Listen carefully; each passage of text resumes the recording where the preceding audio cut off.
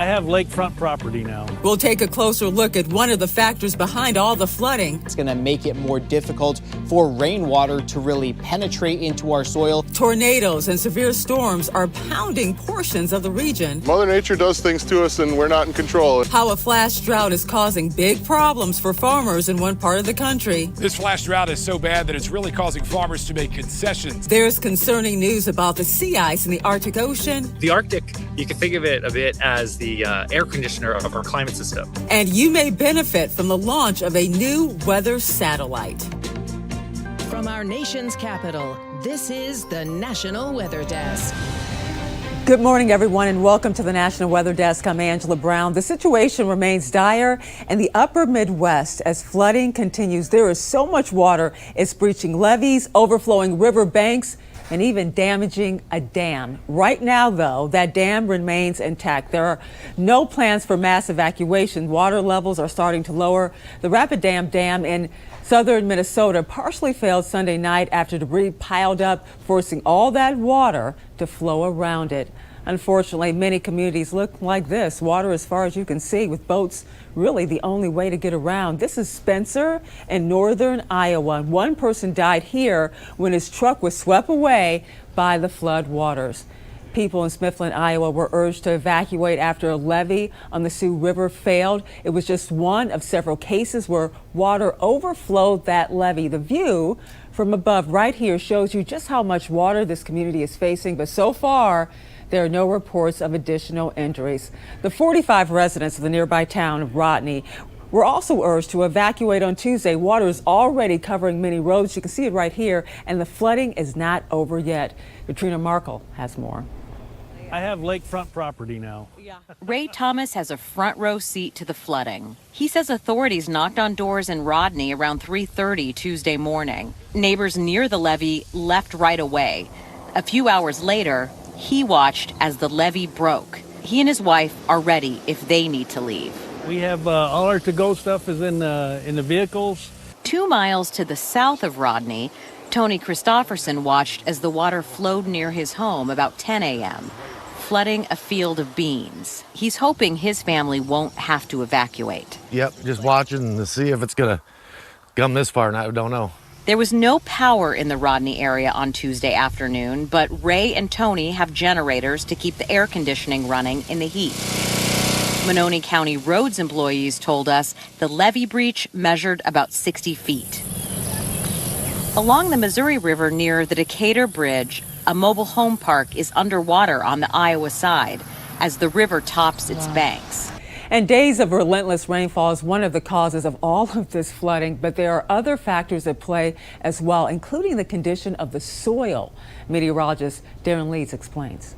We've been running a little bit of a rainfall deficit over about the last month and a half or so, and our soil's really starting to dry out here across the region, and that's going to make it more difficult for rainwater to really penetrate into our soil and become absorbed. And that's when we classify it as hydrophobic soil, which means it's actually going to start to repel the water rather than absorb it and let it kind of soak down into the subsurface area. And that can lead to the water running off. It's going to seek its lowest point, and that can also start to increase the severity and likelihood of flooding, flash flooding events, as this water is probably going to work its way into storm drains and then eventually into streams and river basins here in central Illinois. But even a small amount of rain, with just how dry things have been, can lead to that soil being classified as hydrophobic. And as if the flooding wasn't enough, Iowa saw at least one tornado and many funnel clouds on Tuesday. A viewer capturing this one not far from Cedar Rapids. It was fairly weak, though, and did not last very long. It reportedly damaged a road, trees, power lines, and also some crops as well. Early Tuesday, a storm system moved across the Great Lakes region, but before it arrived, massive shelf clouds hung over the sky. Viewers in Indiana, Michigan, Ohio submitted dozens of photos and videos. These clouds are often a sign that severe weather is on the way, and in this case, it was. We have reports starting with Emily Matasic in northeastern Wisconsin. While the wind toppled trees and took out power lines during the early morning storm, it was the water that caused the most amount of damage. The water's pretty powerful, and there was a lot of it this morning. This is County Highway U in Door County, where it meets Rosewood Road. Over the night, they got 5 inches plus of rain, and everything washed out. This gaping hole is about 20 feet wide and 12 feet deep. This 6-foot wide culvert failed under intense water pressure. The road unstable and continuing to collapse. This gaping hole is about 20 feet wide and 12 feet deep. This 6-foot wide culvert failed under intense water pressure. The road unstable and continuing to collapse. Mother Nature does things to us and we're not in control. The culverts weren't up to the job that we had with the tremendous amount of rain that fell in just a couple hours. Once again, severe storms have left their mark on West Michigan, bringing down trees and power lines. Cleanup has been never-ending for tree and power companies this season. We were swamped from the first tornado, and then we were just catching up with that and about to resume our regular list of people we were going to serve, and then the second tornado hit. Multiple rounds of storms have pushed trees to their limit. I think the idea that things are cracking and getting beat up during the tornadoes and stuff like this are, taking a toll on the trees, weakening them. The latest round of storms packed a punch with 70-mile-per-hour winds recorded in West Michigan. These storms brought down lots of trees, and the result is a lot of power outages. More than 100 million people are at risk of severe storms today. The highest risk, 2 out of 5, are in the 3 areas you see right here in yellow. One is from Kentucky to the mid-Atlantic, the second across Arkansas and Mississippi, and the third is in the plains. Of course, the heat is still very much a factor in many parts of the country. 58 million people are facing heat. 1 of 3 heat alerts and excessive heat warnings are up for parts of Oklahoma, where temperatures could top 103 degrees. But as you can see, heat advisories stretch all the way to Florida and even include parts of the mid-Atlantic. And this morning, the National Hurricane Center is watching a second disturbance. Right now is off the coast of Africa. It has a 30% chance of developing into a storm over the next week. They're also watching a disturbance near Venezuela. We first told you about this yesterday. Now that has a 20% chance of turning into a storm, but right now it's not a threat to the U.S. One factor to consider when it comes to tropical development is the Sahara Dust. Meteorologist Chris Suchan explains what it is, how it forms, and how it can impact storms in the tropics. It is Saharan dust season in the Atlantic, and there's a massive kick of it moving west. I'm meteorologist Chris Suchan to explain its impact and how it develops. It originates over Africa, the Saharan desert, about 3.5 million square miles of desert that develops a large temperature range to the rainforest to the south. This creates a kick of wind called the African easterly jet that will loft the dust and the sand about 1 to over 2 miles into the atmosphere. It spreads across the Atlantic. Back part of June through July, it slows down hurricane development as you cut off that tropical moisture and warmth. You introduce this warm, dry layer of air with the dust and sand, and that it really will choke off storm development. It also has reflective properties to the sun's energy, which can act as a cooling agent for the surface temperature of the ocean. Meantime, it has fertilizing properties as well. Phosphorus, nitrogen, iron, organic matter that can help out the Amazon rainforest. It could also help out algae blooms and red tides as well. So it's not all good. And it can create allergy symptoms for those that are sensitive to some of the dust particulates that do settle from about 2 miles up to the surface here. Those with asthma, cardiovascular disease could feel the impacts from Saharan dust. We're in the thick of it here right through July. On Tuesday, a SpaceX Falcon rocket blasted off from the Kennedy Space Center in Florida, carrying a special weather satellite. It's called GOES-U satellite. NOAA says it's the Western Hemisphere's most sophisticated weather observing and environmental monitoring system. Officials say the satellite will give meteorologists a better ability to provide advanced weather forecasts and also warnings. It could also improve detection and monitoring of space weather. For the most up-to-date weather information, be sure to follow us on social media. Just search the National Weather Desk. And coming up on the National Weather Desk, we'll get a behind-the-scenes look at NASA's mission to better understand how clouds in the sun are impacting melting Arctic sea ice. And we'll find out how drought in Central Virginia is impacting local farmers.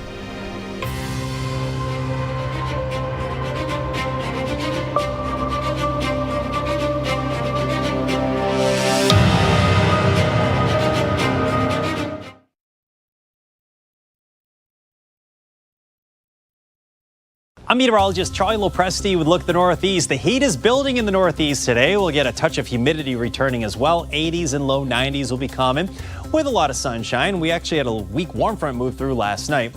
And notice there's the chance for an isolated shower, but most of the day will be bright. That's 2 o'clock in the afternoon. Now, a little area of low pressure tracking along that same front is going to bring a steady rain to the area, and that's overnight tonight and into early Thursday morning. Look for developing sun on Thursday with highs in the 70s and 80s. I'm meteorologist Jasmine Lomax with a look at the Mid-Atlantic region.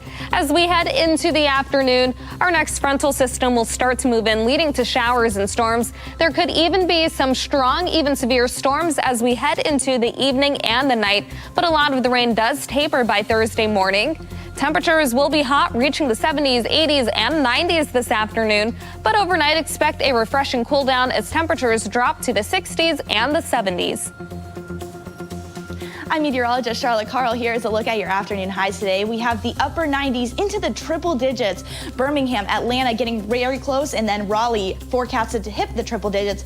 Everywhere else, we're looking at the upper 80s and low 90s. Hour by hour forecast. We're expecting some sea breeze showers to start a little bit earlier in the day for the west coast of Florida, and then those will make their way over to the east coast. Also, we'll see some development along other areas of the Gulf Coast and South Georgia and the Carolinas.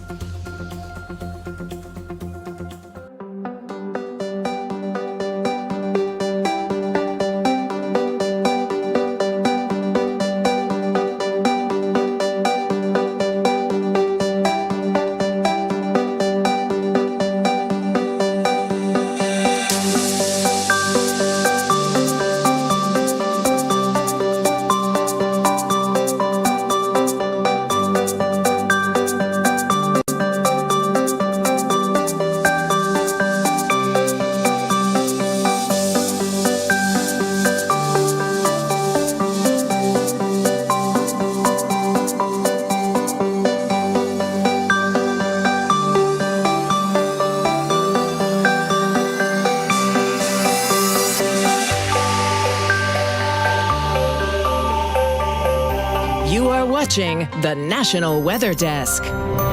In California, wildfires burning near the town of Paradise, which was destroyed by the Camp Fire just 6 years ago. The so-called Apache fire is now 40% contained. Cal Fire says at least 2 structures have been destroyed and 1 firefighter injured. Hannah Gutierrez has more.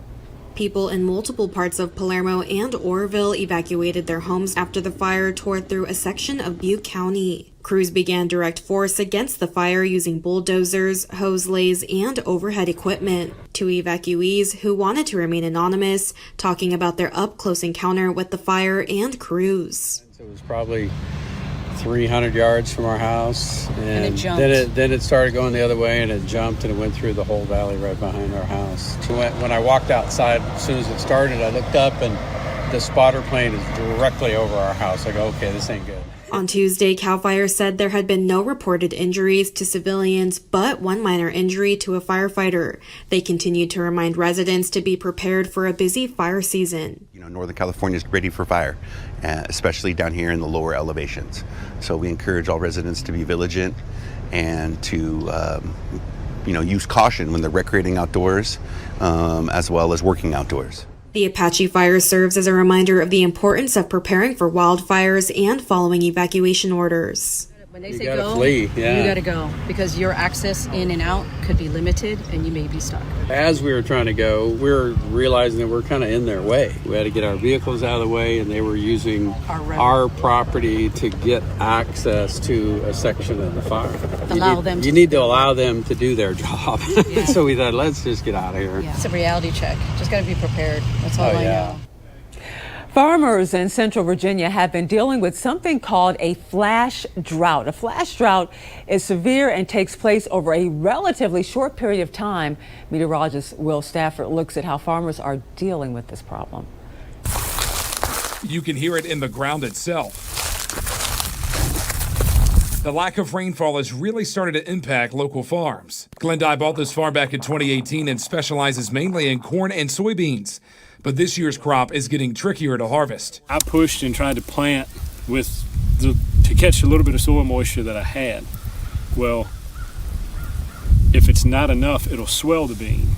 So now that bean is swelled, and it's not going to germinate. We've seen a flash drought from the lack of rain, along with hotter temperatures and windy conditions that are making things worse. Dye says he's taken some steps to remedy the problem as best as he can. The corn and soybean fields now also have a rye cover crop.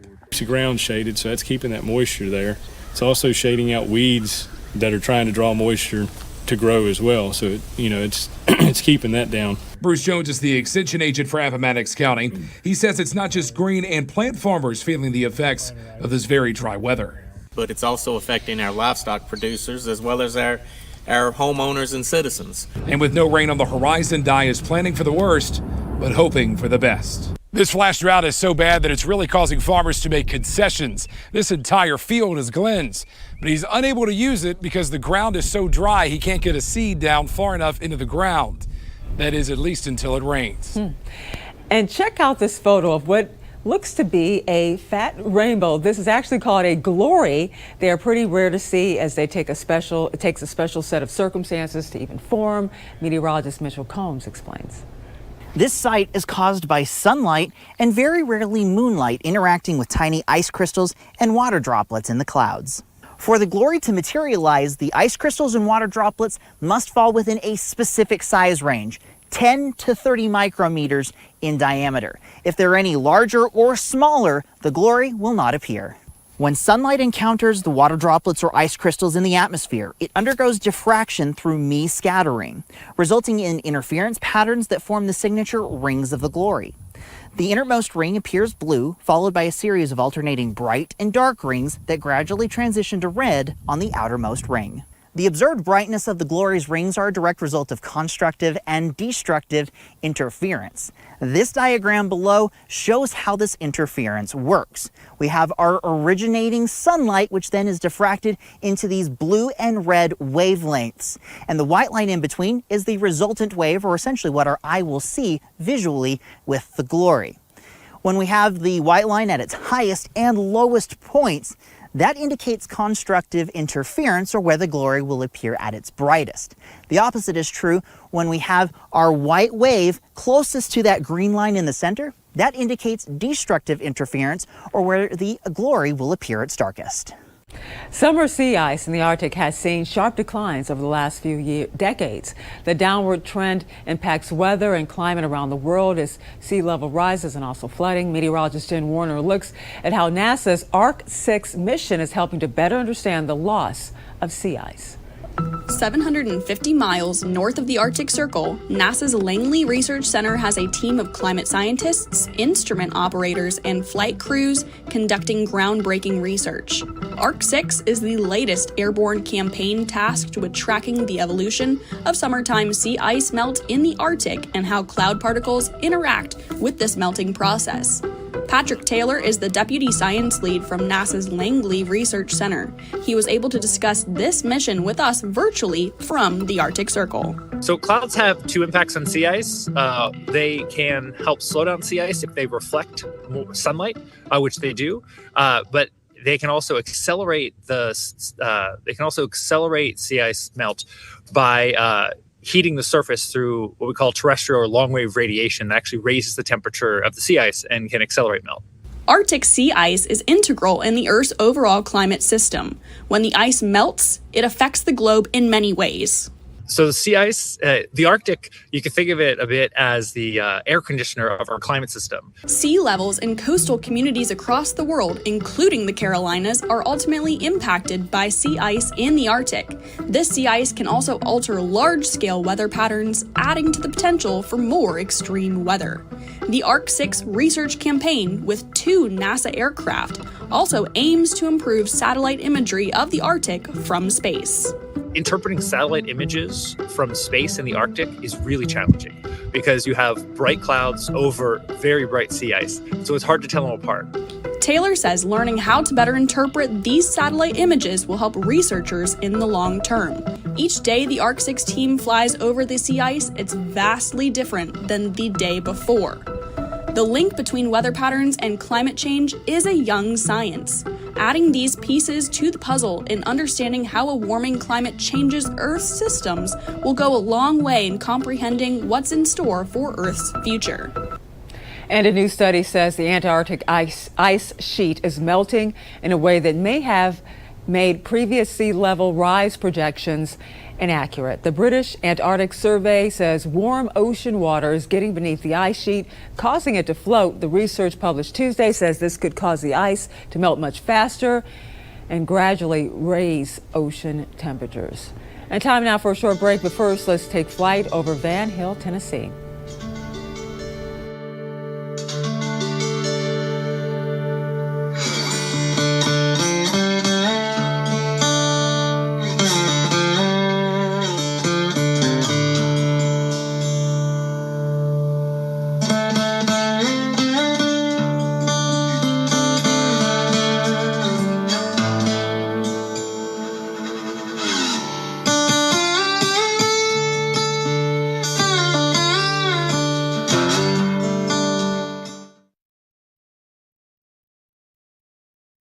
Good Wednesday morning, everyone. I'm meteorologist Andrew Buck-Michael. The rain continuing to work its way towards the Ohio Valley and Great Lakes for the day today. Behind it, we're starting to heat back into the 90s in Lincoln and Wichita there, but rain moves back in tomorrow from the west while we're dealing with more sunshine across the Great Lakes in the Ohio Valley for your Thursday. Friday, the storms continue to slowly drift their way across the central part of the Midwest.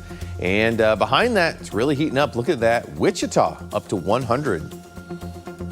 Well, good Wednesday morning to you. I'm meteorologist Chris Suchan. Look at our forecast today across the region, and we have the heat, the humidity across Texas, Oklahoma, Louisiana. The chance for a couple storms, a couple of which could have some wind gusts and some hail dropping south. Otherwise, Thursday, we have the mostly to partly sunny skies, not much on rain chances.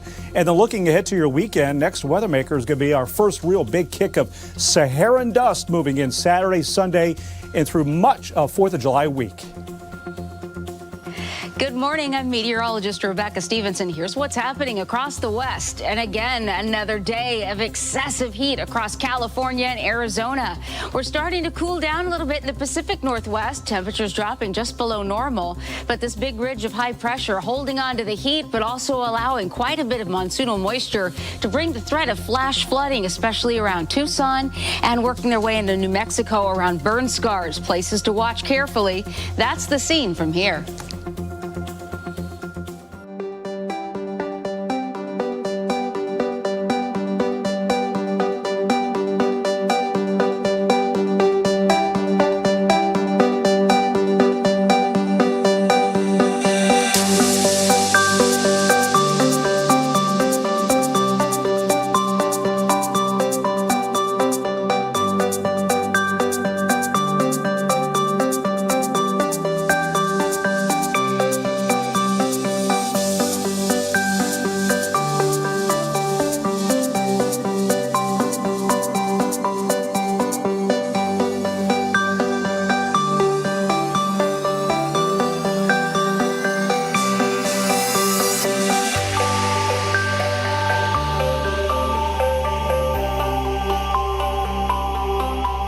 You are watching the National Weather Desk. As we get closer to the July 4th holiday, meteorologist Allison Guttleberg looks at the potential risk of fireworks and wildfires. When you think of the 4th of July, it's impossible not to think of fireworks. The light displays can be beautiful, but their danger is also real. It led Portland to ban fireworks in 2022. Two very significant tragic events that led up to this ordinance. One was 2017, the Eagle Creek fire, where 48,000 acres were burned just by the use of a single firework. The year the ban went into effect, fires caused by fireworks dropped by 33%. 2021, we had, throughout the fireworks season, we had 307 fires, 15 fireworks caused fires during that season. Fireworks season 2022, we had 224 fires, 10 firework caused fires. Last year, in the fire season, we had 336 fires, 46 were determined to be caused by fireworks. And if you're looking for more great weather content, be sure to check us out on social media. Just search the National Weather Desk.